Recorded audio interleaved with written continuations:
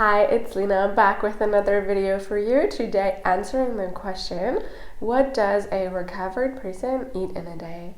I'm an eating disorder recovery coach, and I know there's a lot of confusion when you're going through recovery as to, what would it look like to not be in recovery anymore? What would it look like to actually eat like a recovered person? And so I thought I'd show you what a recovered person eats in a day. Except that I'm not actually going to show you because I don't want to show you the foods that I eat and then have you compare your food to mine, because that doesn't really make sense, because we're likely not at the same spot in our journeys. And so I'm not going to show you, but let's talk about it.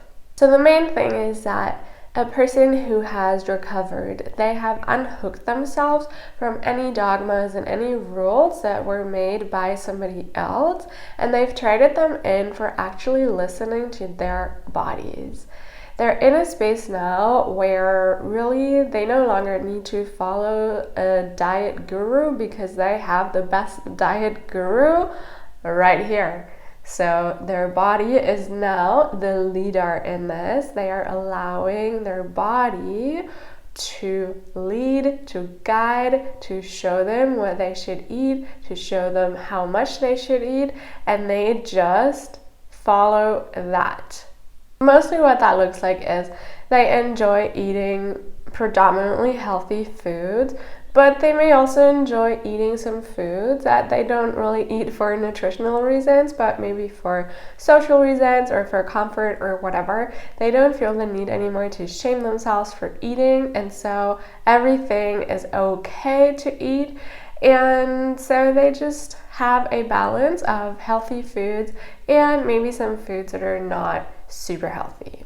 Really what this all means is that they eat intuitively. And when I say eat intuitively, I don't mean they follow the rules of the book that applied guidelines to intuition. No, I mean they just follow their intuition.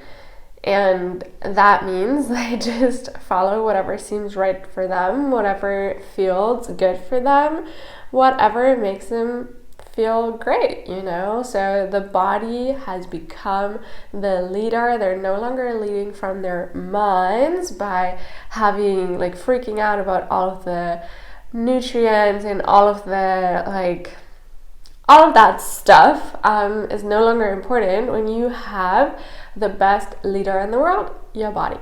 And that means sometimes they may eat less, sometimes they may eat more, sometimes they may go a day where they barely eat anything, sometimes they may go a day where they just eat a lot of food, and it's all okay. So really, it's kind of like becoming a small child again, because small children, they don't decide with their minds what they should eat or what they shouldn't eat or how much they should eat. They just eat, and they just allow their bodies to be the guiding force.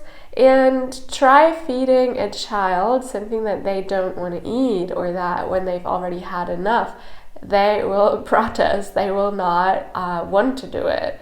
Maybe they will get forced to, but their body knows. And so what does a recovered person eat in a day? They eat whatever they want, and they eat however much they want, and they eat when they want.